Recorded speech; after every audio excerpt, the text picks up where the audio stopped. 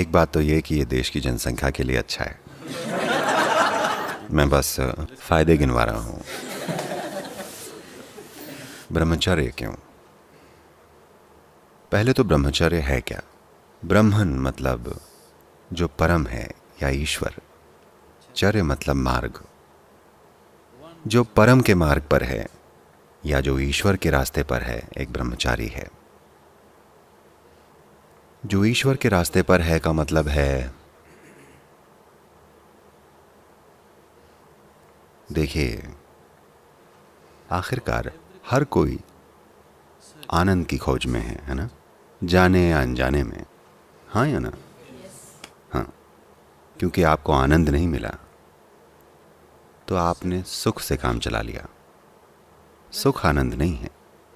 सुख बस आनंद की परछाई भर है। ये सुंदर है, लेकिन ये बहुत सीमित है। जब भी आप खुद को सुख में लगाते हैं, अगर आपको सुख लेना है तो सुख के लिए आपको किसी इंसान की या किसी चीज की जरूरत पड़ती है कि नहीं? Yes.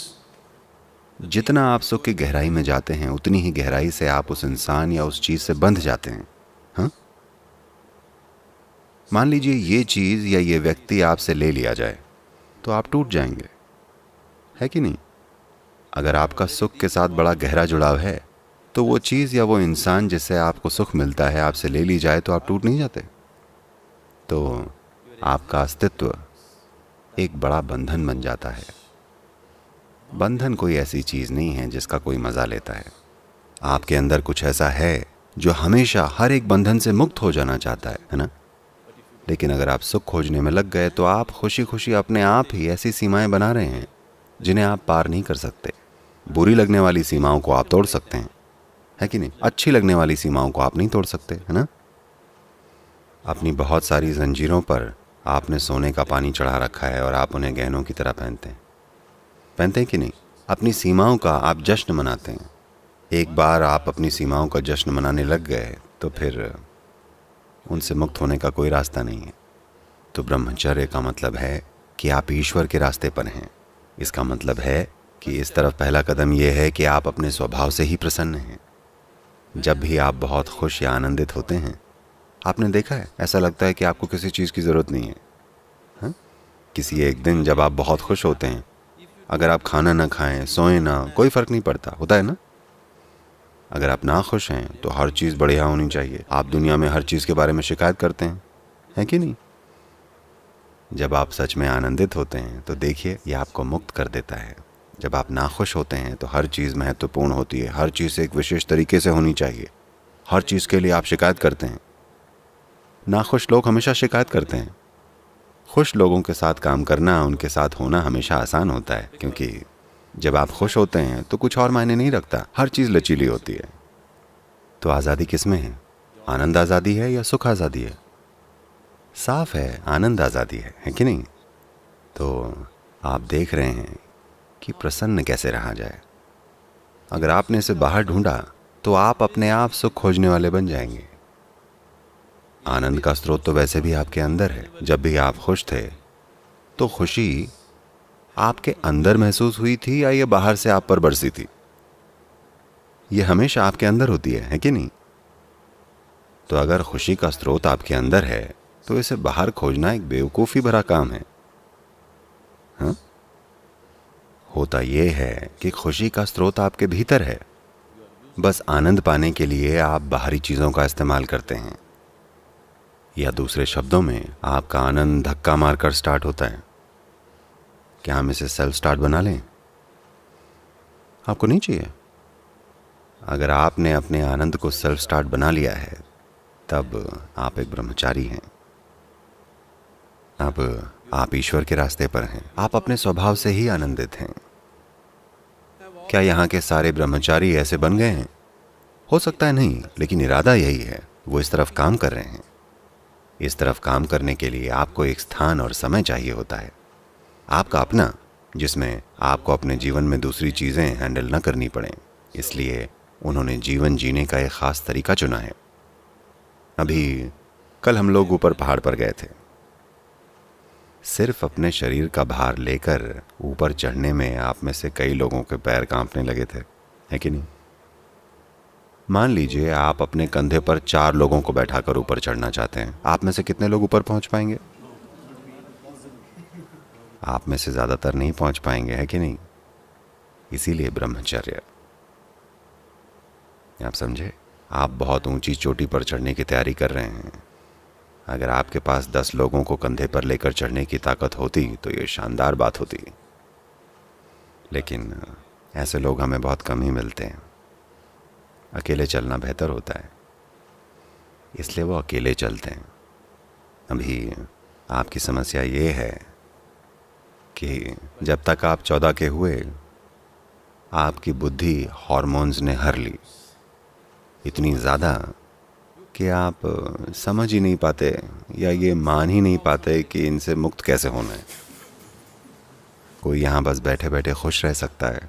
उन्हें शादी करने की ज़रूरत नहीं है, उन्हें आदमी औरत के पीछे भागने की ज़रूरत नहीं है, उन्हें ऐसा या वैसा करने की ज़रूरत नहीं है। वो बस जीवन में साधारण चीज़ें करके खुश हैं, आपसे ज़्यादा आनंदित हैं, आपसे ज़्यादा तीव्र हैं। तो क्या इसका मतलब है कि आप सबको ब्रह्मचारी बन जाना चाहिए? नहीं, आप सभी को अंदर से ब्रह्मचारी बनना चाहिए।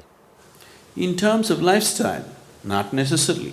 Brahmacharya does not mean just celibacy. जीवन शैली के मामले में वो जरूरी नहीं है। ब्रह्मचर्य का मतलब सिर्फ कुंवारा रहना नहीं है, ठीक है? ब्रह्मचारी बनने के लिए ये बहुत सारे पहलुओं में से बस एक है जिसे मदद के लिए लिया गया है। ब्रह्मचर्य यानी आप दिव्य के रास्ते पर चल रहे हैं, मतलब आप अपने स्वभाव से ही परमानंदित हैं। आप शादीशुदा होकर भी ब्रह्मचारी हो सकते हैं, ये संभव है, क्योंकि आप अपने स्वभाव से ही आनंदित हैं। आप अपने पति या पत्नी से आनंद निचोड़ने की कोशिश नहीं कर रहे हैं, आप अपने स्वभाव से ही आनंदित हैं। ये ऐसे ही होना चाहिए। पूरे संसार को ब्रह्मचारी होना चाहिए, है कि नहीं? हर किसी को अपने स्वभाव से आनंदित रहना चाहिए। अगर 2 लोग मिलते हैं तो ये खुशी बांटने के लिए होना चाहिए, न कि एक दूसरे से खुशी ऐंठने के लिए, है कि नहीं? तो जिन्होंने ये फैसला लिया है कि उन्हें किसी दूसरे से खुशी नहीं ऐंठनी है, बल्कि उन्हें अपने ही भीतर की खुशी का स्रोत पाना है, उन्होंने ब्रह्मचर्य ले लिया है। और एक खास व्यवस्था क्यों बनाई गई है? उन्हें सिर्फ उनके आत्मज्ञान के लिए नहीं अपनाया गया है। अगर ये सिर्फ उनके आत्मज्ञान की बात होती तो हम कितने ही दूसरे तरीकों से ऐसा कर सकते थे। आप में से कितनों ने आम खाया है? आपने आम खाया? हाँ, आपने आम खाया? नहीं? आप में से कितनों ने आम का पेड़ लगाया है? देखा, केवल 10 लोगों ने आम का पेड़ लगाया है, पर आम खाया सबने है। ऐसा सिर्फ इसलिए क्योंकि लगातार हर पीढ़ी में वो 10 लोग आम के पेड़ लगा रहे हैं और सब लोग खा रहे हैं, है ना? तो आध्यात्मिक मार्ग को पूरी ईमानदारी के साथ जारी रखने के लिए ब्रह्मचारियों की ज़रूरत है। ब्रह्मचारी का मतलब है कि हम उन्हें इस तरह से रख रहे हैं कि उनकी ऊर्जाएं ढीली हैं, लचीली हैं। हम उनसे कुछ भी बना सकते हैं, मतलब कुछ भी बना सकते हैं। मैं 10 ब्रह्मचारियों को एक में मिला सकता हूँ और 10 ब्रह्मचारियों से एक बहुत बड़ा इंसान बना सकता हूँ, एक बहुत बड़ी शक्ति। हमने उनकी ऊर्जाएं ढीली रखी हैं, उनका कोई व्यक्तित्व नहीं है। आप उन्हें जैसे भी मोड़ें वो वैसे ही बन जाएंगे। देखिए, अगर हम एक उदाहरण लें तो आप एक मिट्टी के बर्तन की तरह हैं। आप एक कार्मिक बर्तन जैसे हैं। कुछ विशेष कर्मों ने, विशेष प्रभावों ने आपको एक विशेष रूप दिया है। हाँ? जीवन की प्रक्रिया के साथ अब आप एक विशेष प्रकार के इंसान बन गए हैं। जब आप बच्चे थे तो ये काफ़ी लचीला था, जब आप युवा थे तब ये थोड़ा कड़ा हो गया, जब तक आप वयस्क होते हैं ये बिल्कुल कड़ा हो जाता है। ये ऐसा है जैसे हम देख सकते हैं कि बर्तन धीरे धीरे जीवन की प्रक्रिया के साथ पक रहा है। अब जब तक आप बूढ़े होंगे तब तक ये पूरी तरह से सख्त रूप होगा। अगर आपने इसके साथ कुछ भी किया तो ये टूट जाएगा। देखिए, अभी यहाँ एक पका हुआ बर्तन है, अगर आप इसका आकार बदलने की कोशिश करें तो ये केवल टुकड़े टुकड़े ही होगा, है कि नहीं? लेकिन जब ये पका नहीं था तब आप आसानी से इसको मोड़कर कुछ भी बना सकते थे। आपने 10 कच्चे बर्तन बनाए, कल आपको ये अच्छे नहीं लगे तो आप इन सबको एक साथ जोड़कर एक बड़ा बर्तन बना सकते हैं, है कि नहीं? अब हम पके हुओं को कच्चा बना रहे हैं। हम उन्हें उस अवस्था तक कच्चा बना रहे हैं जहां वो बहुत लचीले हो जाएं। हम उन्हें कोई भी आकार, कोई भी रूप दे सकते हैं। तो ब्रह्मचारी उस तरफ काम कर रहे हैं। ये एक बहुत बड़ी साधना है, ये वैसा नहीं है। जानते हैं, जैसे दुनिया के दूसरे सिस्टम कर रहे हैं कि वो बस शादी न करने की कसम खा लेते हैं। ये वैसा नहीं है। वो अपनी ऊर्जाओं के साथ क्या करते हैं उसका पूरा का पूरा एक सिस्टम है। अंदरूनी तौर पर बहुत बड़ा काम किया जा रहा है। ये इसका बहुत छोटा हिस्सा है। जो आपको दिख रहा है कि उन्होंने शादी नहीं की, ये इसका बहुत छोटा हिस्सा है, बाकी का बहुत अंदरूनी है। और ऐसे लोग जो दूसरों की भलाई के लिए खुद को समर्पित करना चाहते हैं, उनकी समाज में ज़रूरत है। किसी भी समय, किसी भी समाज में दूसरों की भलाई सोचने वाला अगर कोई भी नहीं है तो वह समाज निश्चित ही बर्बादी की तरफ बढ़ रहा है, पक्का। अभी इस समाज के साथ यही चीज़ हुई है। बहुत कम लोग हैं जो दूसरों की भलाई के बारे में सोच रहे हैं, बाकी सब मेरा क्या मेरा क्या मेरा क्या। अगर कुछ प्रतिशत लोग अपनी भलाई से परे सोच रहे हैं, सिर्फ तभी समाज संतुलित और स्थिर रहेगा, नहीं तो समाज बस बर्बाद होता चला जाएगा। क्या यह महत्वपूर्ण नहीं है कि कुछ लोग हैं जो अपनी भलाई, अपने जीवन के बारे में नहीं सोचते हैं? वो देखते हैं कि ये सब दूसरों के लिए कैसे संभव हो। तो आध्यात्मिकता की प्राचीन शुद्धता बनाए रखने के लिए और इसे पीढ़ी दर पीढ़ी प्रसारित करने के लिए ब्रह्मचारी भविष्य के लिए एक निवेश हैं। एक छोटे मूल समूह की ज़रूरत है।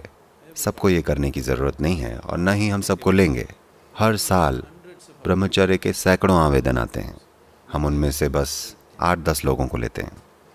बहुत सारे गुणों को देखते हुए और तमाम संभावनाओं को देखकर हम हर किसी को नहीं लेते, क्योंकि ये ज़रूरी नहीं है और न ही वो ऐसे बन पाएंगे और न ही वो उतनी साधना कर पाएंगे जिसकी ज़रूरत है या जो उनसे अपेक्षित है।